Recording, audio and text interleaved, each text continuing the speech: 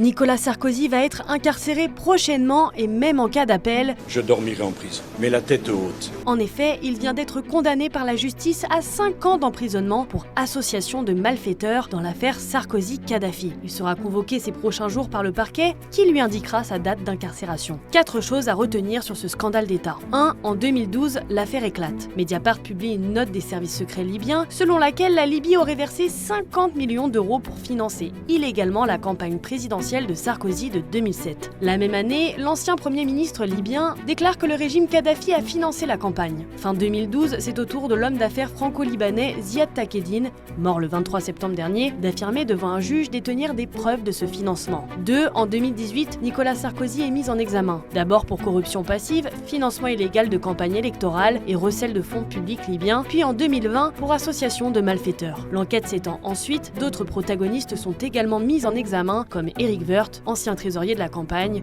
ou encore l'ex-ministre Brice Hortefeux. 3. Le 6 janvier 2025, le procès s'ouvre à Paris devant le tribunal correctionnel, avec 13 prévenus, dont Sarkozy et plusieurs anciens ministres et intermédiaires. Le parquet requiert en mars dernier 7 ans de prison ferme et 300 000 € d'amende contre l'ancien président. 4. Le 25 septembre 2025, le tribunal rend son jugement. Nicolas Sarkozy est reconnu coupable d'association de malfaiteurs dans cette affaire pour avoir laissé ses proches collaborateurs et soutiens politiques, sur lesquels il avait autorité et qui agissaient en son nom, solliciter les autorités libyennes afin d'obtenir ou tenter d'obtenir des soutiens financiers. Cependant, le tribunal a relaxé Sarkozy des accusations de corruption et de financement illégal de sa campagne présidentielle. Il a été condamné à 5 ans de prison avec mandat de dépôt à effet différé avec exécution provisoire, ce qui veut dire que même s'il vient d'annoncer vouloir faire appel, Nicolas Sarkozy ira tout de même en prison. Une fois incarcéré, rien ne l'empêche de demander un aménagement de peine et ça pourrait aboutir, selon la décision du juge, à poursuivre sa peine depuis chez lui avec un bracelet électronique ou encore à sa libération conditionnelle.